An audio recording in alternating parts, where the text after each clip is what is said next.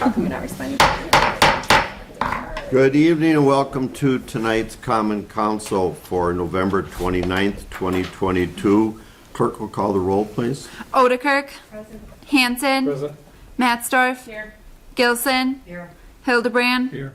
Wilson. Shilsky. Nelson. Here. Let the record show we have a quorum. Next is the pledge. Please stand.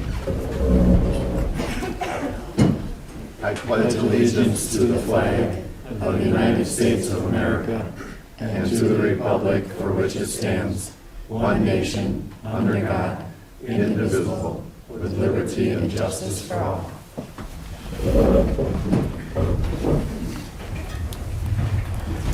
Next item on the agenda is the consent agenda. The chair will entertain a motion. I'll move that we accept the consent agenda. Second.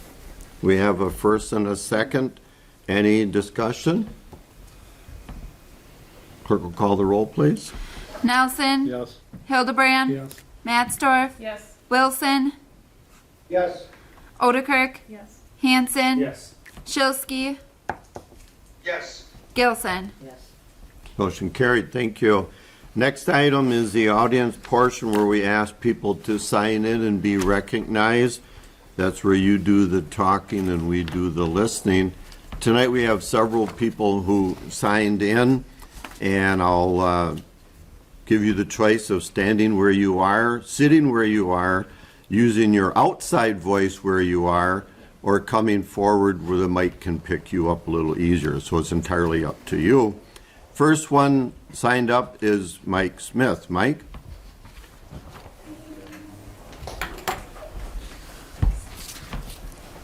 Good evening, council members and mayor. Yeah, I'm a member of Plymouth, and I play pickleball. I've got a little note here that I put together, or my wife's put together. I'm going to read you it. We are asking for assistance to find solutions for an indoor location for pickleball in Plymouth. It is truly needed for all players we have, and it will only grow. Right now, we have one indoor court, City Hall. To handle all the players.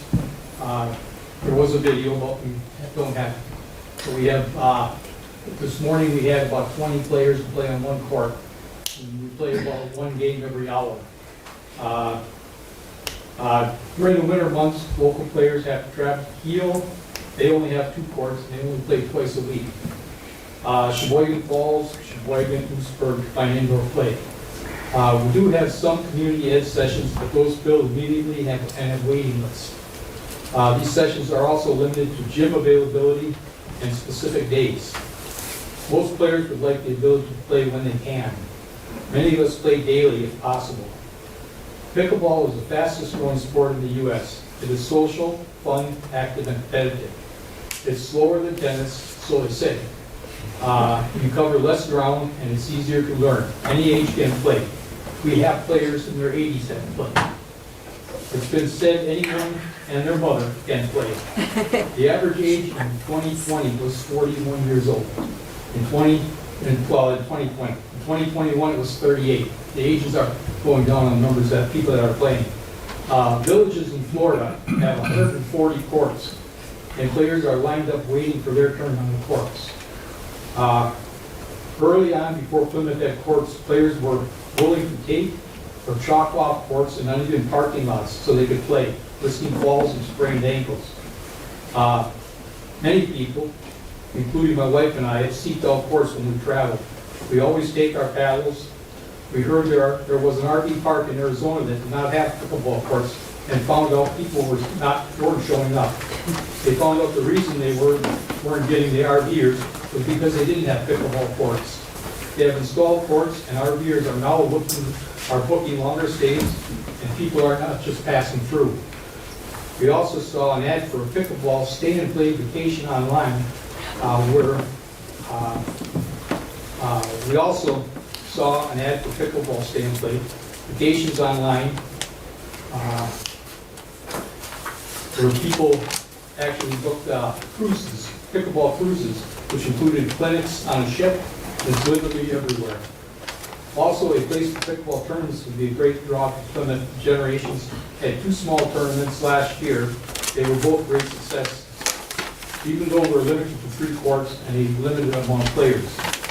So we are asking, to please take into consideration all the good this could bring to Plymouth. We're basically just looking for more areas where we can play during the winter months. Now, we've got quite a few courts in the summertime that we play at, but we're still looking for possibly something where we can get 2 or 3 courts in the wintertime and have where we can play all winter long. Because we got 6, 7 months that are pretty limited to playing indoors. Yeah, so, thank you. Thank you. Next person that signed up is Leroy Schubel? Schubel, okay. Leroy?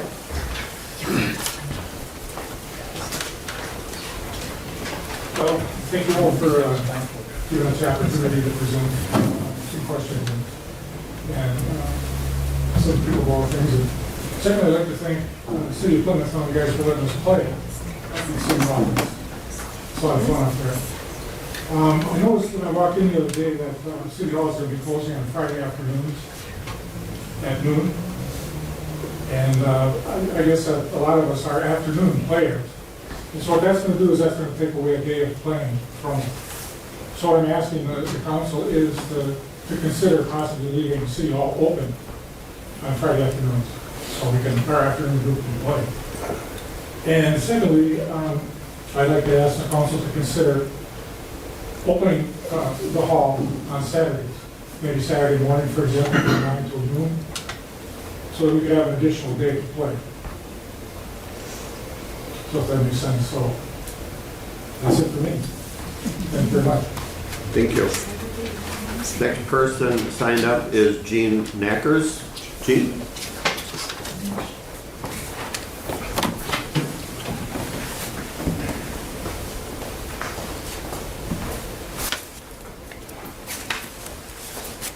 My name is Gene Ackers, and I live on Pickett Street here in town.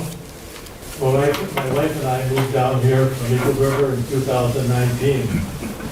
My wife wanted to be closer to our oldest daughter, Cindy Munson, who owns Cairo Health, and her husband is a teacher at the high school and is also involved in the soccer program. I am here to support pickleball here in Plymouth. I've been involved in pickleball for about 10 years and was instrumental in developing the pickleball program in Eagle River.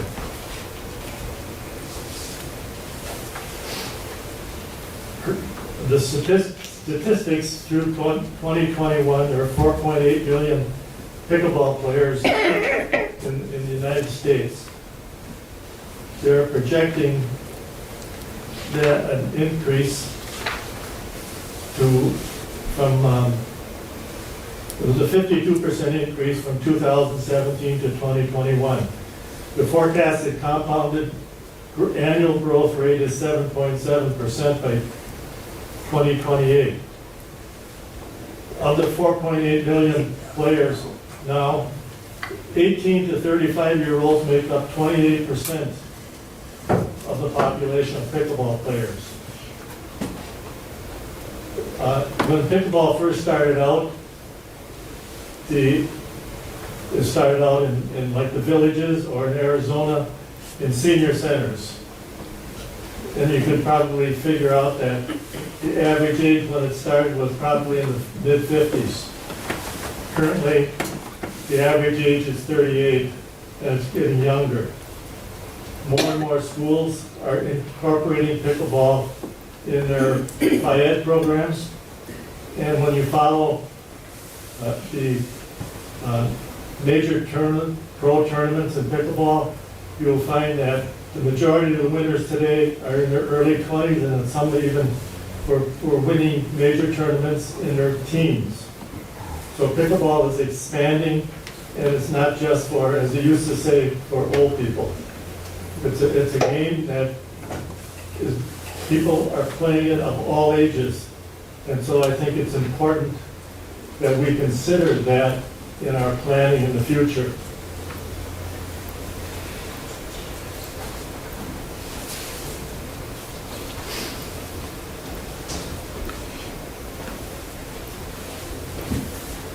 I was heavily involved in the Eagle River pickleball program, where we started out with street playing on the streets, and then we got a platform that was kind of dilapidated to use, and we were able to put 2 courts on there. And then we went to 4 courts, and we're currently at 6 courts.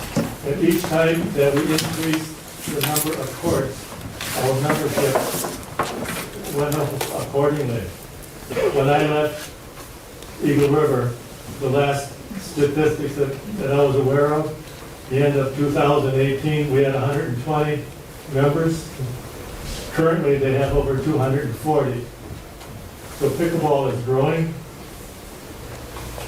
And several communities that I'm familiar with that have improved or invested in additional courts are Rhinelander. They added 8 courts. Wausau recently added 8 courts. Greenville, which is a suburb of Appleton, added 8 courts. And Three Lakes, which is close to Eagle River, took 5 tennis courts, lighted tennis courts, and turned them into 6 permanent pickleball courts and 2 tennis courts with lines on them to play pickleball. So they can play, they have 8 courts with that combination. Rhinelander, by the way, funded their 8 courts by selling naming rights. They sold those naming rights for 10 grand, and now they're a little bit disappointed because they thought they could get 15. But anyway, that's how they finance their courts. If you were, it's best to construct a minimum of 4 and maybe 6 courts in one location, which would help pickleball play and social play, and provide a venue to have tournaments. We're looking at, I'm playing at Generations, and we're looking at seeing how many people we can bring in for a tournament with 3 courts. And the best number I can come up with is 72 per day.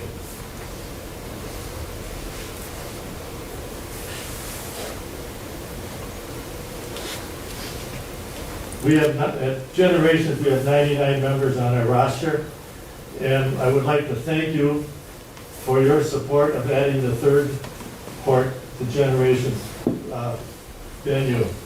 It has enhanced the overall play attendance. I started recording the attendance at Generations in August, and on a weekly basis, 60% or 62 or 63% of the members played every week. The average for August was probably right around 55, but there were several weeks that were in the 60 range. Anytime that Generations now has over 30 players, that diminishes a player's ability to play as many games as he would like to within an hour and a half or 2.5 hours. My feeling is the more courts you can put together, the more players will come. They may not all be from Plymouth, but they will come from the surrounding areas. These players from surrounding communities will, when they come in to play, they'll go out to a restaurant, they'll go out to, they can get gas, and they'll partake in some aspect of what Plymouth has to offer. If we can put together a tournament we will draw probably from the state of Wisconsin, be 72 players. It'll be a 2-day tournament that we're on the drawing boards. If we do that, we'll have people coming in to play in the tournament, stay in the motels, go out to the restaurants, purchase gas, and whatever. So it would become, from your standpoint, enhance the economic, have an economic impact to the community. The USAPA, the United States Pickleball Association, has a website that you can go to find out places where you can play. Many people today are planning their destinations on vacations based upon where they can play pickleball. And this is easy to access, and by the way, Generations is on that list. So if somebody wanted to come to the Plymouth area or this area looking for places to play, they would see our phone number, our email address, and how to get in contact with somebody here, or just show up and play. I'd like to leave you with this thought. The growth of pickleball will sooner or later affect our area. It is best to keep pickleball in your future planning so as to meet the challenge when and if that time comes. It may be closer than you think. If and when that moment comes, I would be happy to assist you in helping to develop the site. Thank you. Thank you. And the last person that signed up is Charles Hanson. Charlie? Oh, okay, I thought there was one other person that wanted to talk, but didn't know we had to sign up, I believe, so. Well, my thought is this, I appreciate what the council has done, let us play in City Hall. And the money that was, donated towards Generations to fund the promotion of pickleball. And I guess I'm going to ask the members in the audience, I'm going to pick on their age a little bit. Now, Gene mentioned that the average age is 38. And the people that play here, I'm going to ask that if you're 50 to 60 years of age, please raise your hand or stand. Okay? Okay, those of you who are 60 to 70, raise your hand. Okay, those that are over 70, stand up. I'm not trying to pick on them, but they play on a regular basis pickleball. They're very responsible. They sweep the floor in the hall here, different things like this, and clean up after ourselves. And I would invite any of you to come and play pickleball, learn how it's done. And I agree, it's going to expand. We can't ask the city to pay the whole bill or anything like that, but cooperation with it and coordinating it, maybe to get a facility with a number of halls here. So it has really progressed, and I just want to thank the council and the staff especially too, because they have to deal with some of the demands that we ask. So thank you. Thank you all for coming and telling us about your activities. We always encourage people to come to the council and tell us what's on your mind and whatever the subject matter is. So thank you. Moving on to item 5, no items were removed from the consent agenda. That item is not needed. Moving on to item 6, resolutions. Resolution number 11, creating ad hoc affordable housing committee. I'll call on our city administrator, utility manager, Tim Blakesley, to give us a brief explanation. Sure. So at the meeting on October 25th, the Common Council directed staff to develop a resolution creating the ad hoc affordable housing committee. So a draft resolution is attached that outlines that committee that Alder Nelson really spearheaded in getting together. So in summary, the comprehensive plan is estimating over the next 20 years that over 1,000 new housing units are going to be needed in Plymouth. So that was sort of the generation of this committee and supporting those housing needs in the future. So as presented, the resolution notes that the committee will focus on the city and extraterritorial jurisdiction suitable for housing development, developing a strategic plan to create over 500 residential dwelling units in a combination of multifamily, two-family, condo, and single-family residences, and identifying future funding possibilities for housing expansion efforts. The the resolution outlines a draft for the committee makeup, which includes 2 council members, 1 representative of the Plan Commission, a representative of the SCEDC, 2 representatives from local industries, and the mayor. And the goal of the committee would be to have a report back to council by December 31st, 2024. I would intend that the committee, moving forward in 2023, would really focus on mission and vision and how they want to see things moving forward, probably bringing in some speakers from local industries, seeing what the needs are from the community, and then probably in 2024 contract with a firm to put together a final report for the council to review and adopt. So with that, I'm happy to answer any questions. Thank you. The chair will entertain a motion so we can discuss. I'll move that we establish the ad hoc committee on affordable housing. Second, Joseph. We have a first and a second. Any discussion? John? You mentioned at the end, having a firm put together a plan. I think that's probably the way to do it. Bay Lakes may be the logical route to go, but I think in the meantime, this committee could really do a lot of homework and putting together kind of an idea of where we're going to head with this. If we get a pickleball facility, we'll probably need more housing too. They weren't here. Yeah, I know, it's too bad, huh? A captive audience.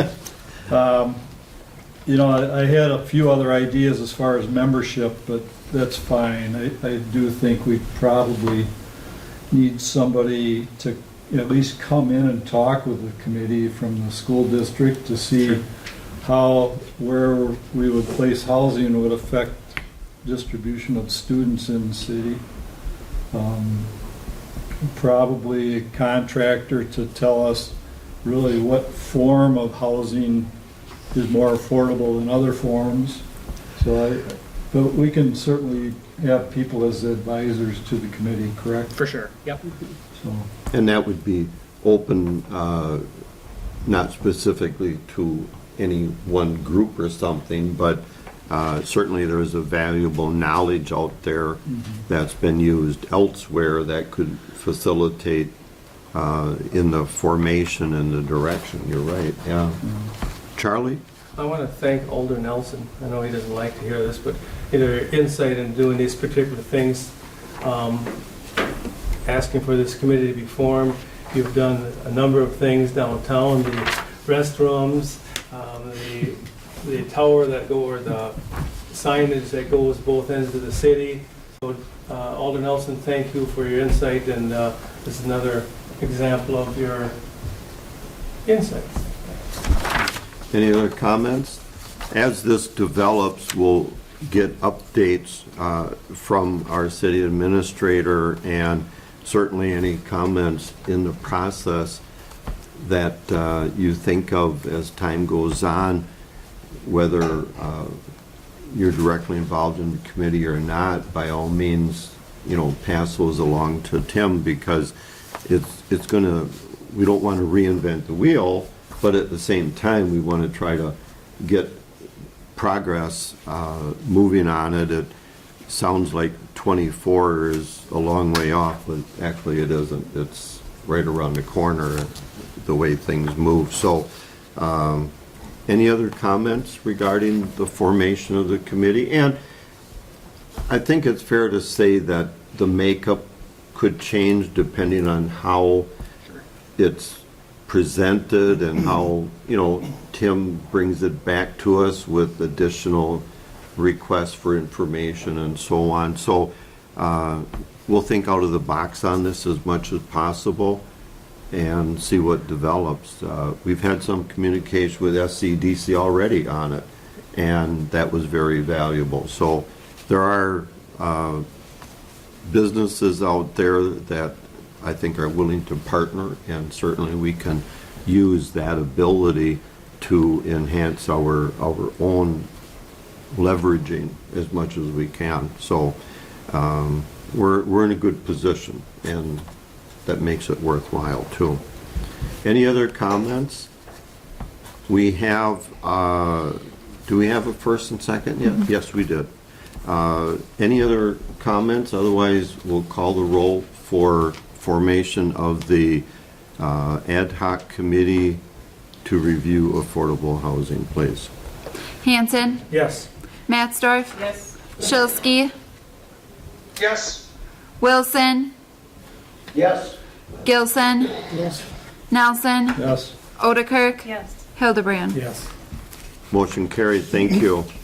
Next on the agenda, and I've waited with fainted breath all day for this particular presentation. I want to try to set the stage for you, Dave, because this has got to be interesting and difficult, and how you explain it, I am dying to find out, because this is way over my pay grade.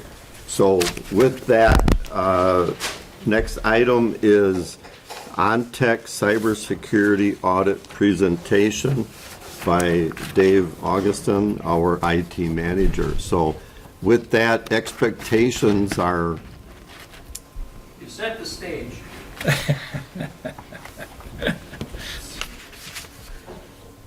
Slideshow from the beginning.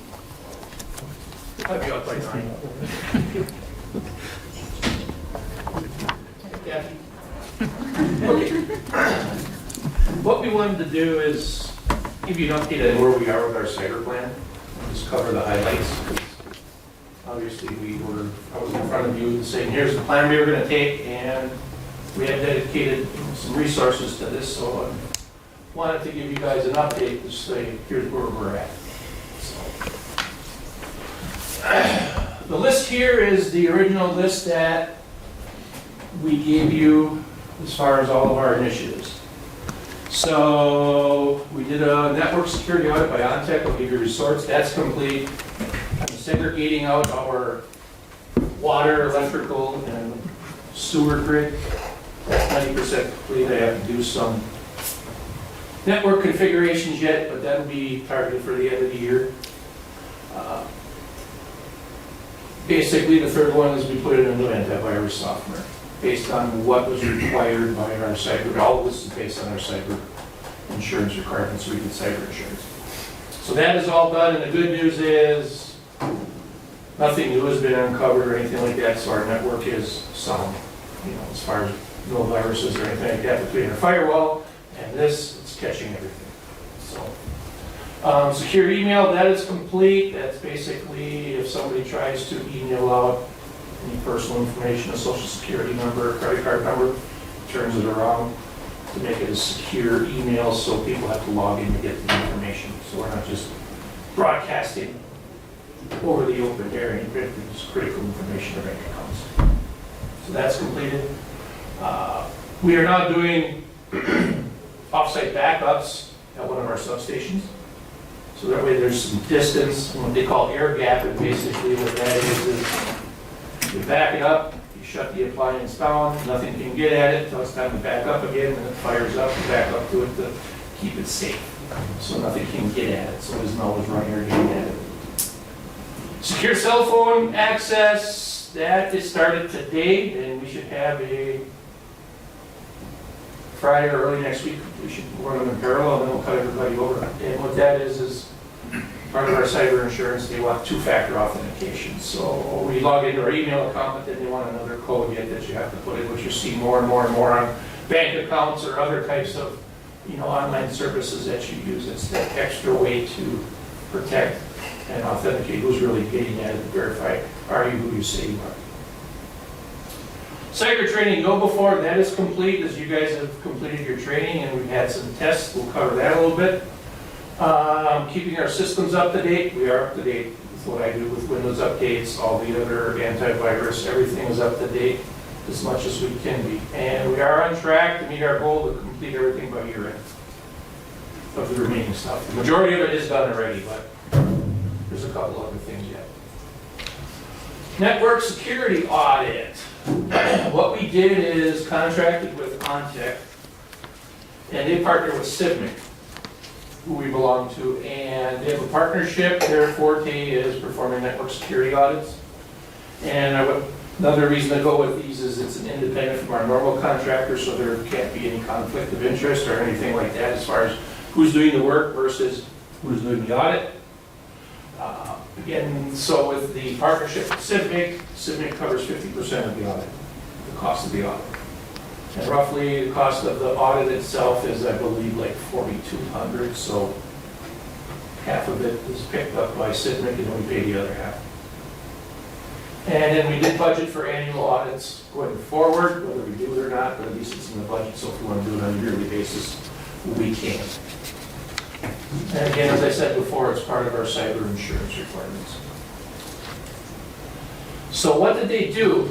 Basically, they scanned our network internally and externally. And what that means is, on the outside of our firewall, they tried scanning the outside of our firewall to find vulnerabilities trying to get in to our network. And then internally, I basically gave them the keys to the network, saying, here, let me know what you find internally in our network inside. They also reviewed our network structure, they reviewed our password policies, they reviewed our backup strategies and the physical securities we have in place.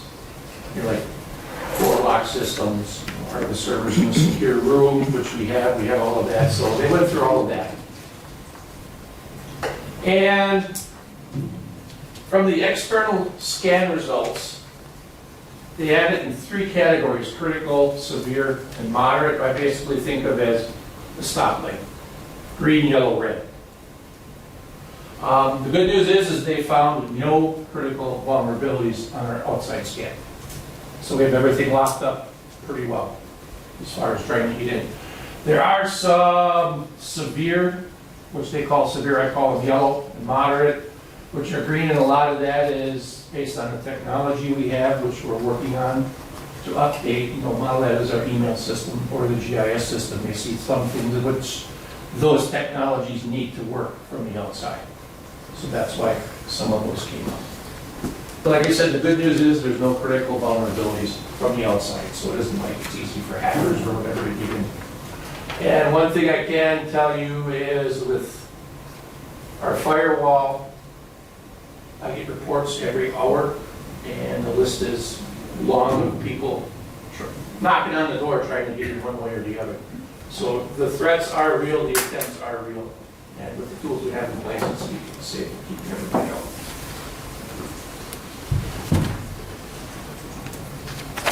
Internally, here we have a little bit more what they call, the green, yellow, red.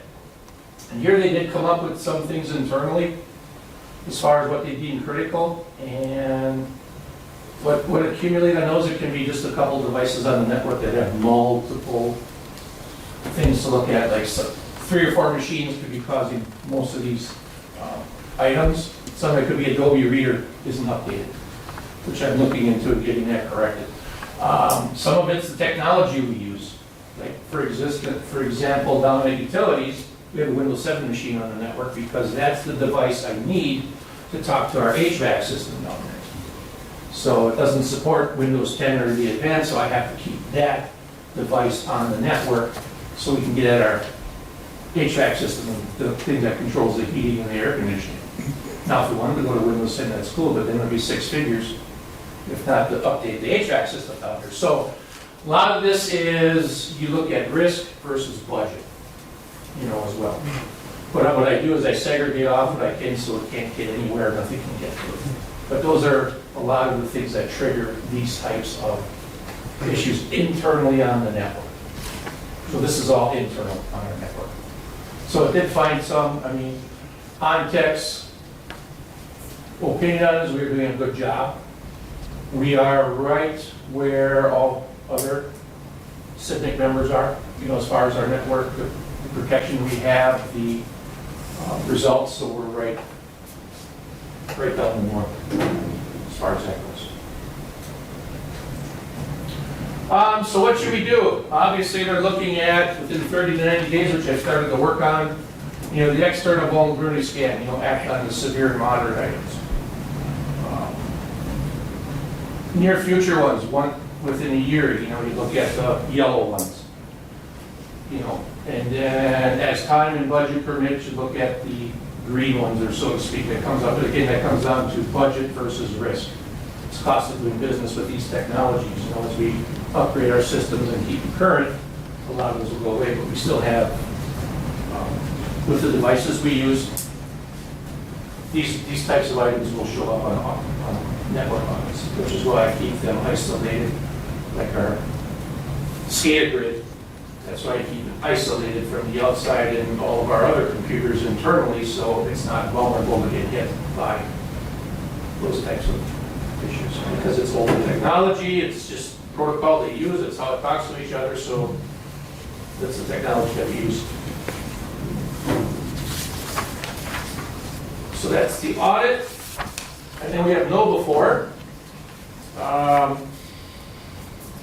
The initial training has been completed, and we've done a couple initial phishing tests, as you've probably received emails by, and everybody's doing a very good job on it. What this graphic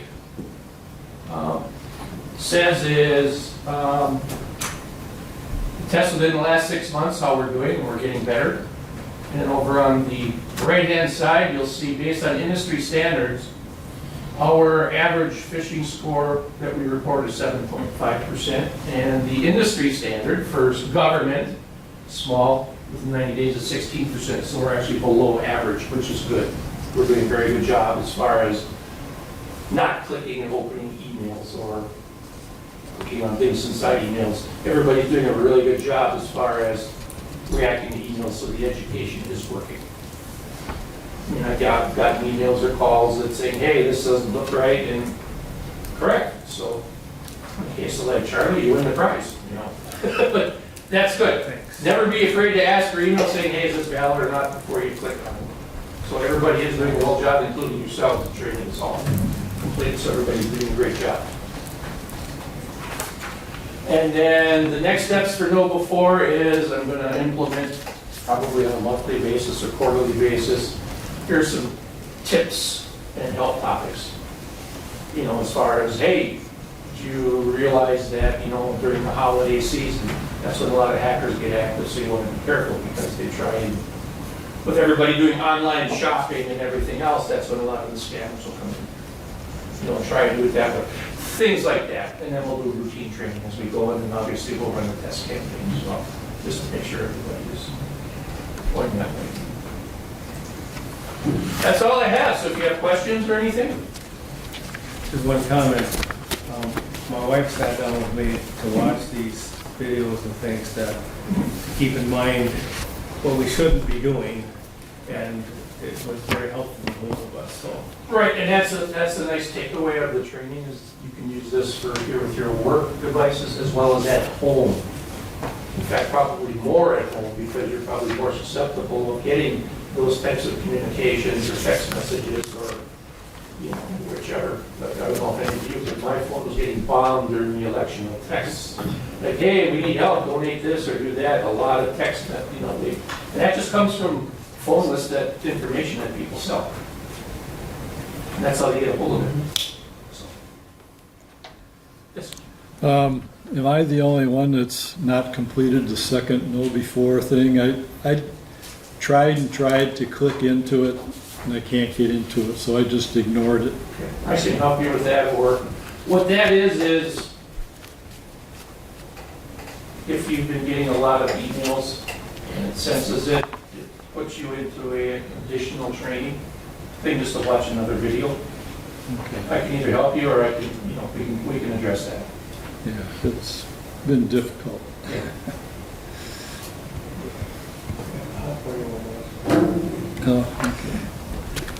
I appreciate the information, and it is always rewarding to hear that we are up to speed like we should be, and we certainly have phishing going on in our daily lives, let alone being elected officials. So I think it always helps and points out some of the necessary alertness that we have to have. And so anything that continues to do that, by all means, I think it's a good idea and appreciate it. And if any of you want a one-on-one that you want to come in and cover some stuff that you're having issues with or whatever, by all means, my office is open. don't know if I'll be there, but my officers. Just kidding. But no, seriously, you know, if you want any one-on-one training or whatever, by all means. I know you've answered several of my questions, and it's like, yep, leave it alone, so appreciate Yeah, that. when in doubt, give me a call or send me an Yeah. email, hey, I got this, what do you think? So, yeah, Or- Especially there was a rash going through, what was the one, the payroll stuff?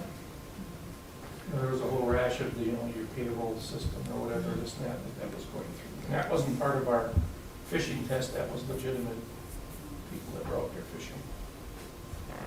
it's amazing. Yep. Talented people, yeah. Good, thank They're you. getting smarter all the time. Appreciate it. It's very good news to hear. Well, money well spent, I think, too. Okay, As far as the budget, I mean, we're right on budget of what we, yeah, that's nice. Yeah. Okay, thank you. Moving on, I hereby announce a public hearing for certified survey map for parcels 592718, 21071, 592718, 21072, and 592718, 21042 will be held at the Common Council on Tuesday, December 13th, 2022 at 7 p.m. Moving on, I announce another public hearing for amendment to the comprehensive plan for parcels 592718, 21071, and a portion of 592718, 21072 will be held at the Common Council on Tuesday, December 13th, 2022 at 7 p.m. And another public hearing announcement for rezoning lands for parcels 5927, 1821, 071, and part of 5927, 1821, 072 will be held at the Common Council on Tuesday, December 13th at 7 p.m. Moving on, the chair will entertain a motion to go into closed session pursuant to Wisconsin statute 19.85 paren 1 paren C for considering employment, promotion, compensation, or performance evaluation data of any public employee over which the governmental body has jurisdiction or exercises responsibility regarding salary resolution number 10. I'll move that we go into closed session. Second, Hildebrand. We have a first and a second. Any discussion on the motion? Clerk will call the roll for closed session. Hildebrand, Yes. Nelson. Yes. Let the record show we're now back in open session. Moving on to item 10, discussion and possible action on closed session item. I'll entertain a motion. Mayor, I move that we approve resolution number 10, establishing the 2023 compensation for non-union employees. I'll second that motion. We have a first and a second. Any discussion? Roll call, please, Tim. Wilson, Yes. Shilsky, Yes. Nestor, Yes. Hanson, Yes. Hildebrand, Yes. Gilson, Yes. Nelson, Yes. Rutherford. Yes. Motion carried. Thank you. Chair will entertain a motion to adjourn until Tuesday, December 13th at 7 o'clock. Move to adjourn, Alder Hanson. Second. We have a first and a second. All in favor, say aye.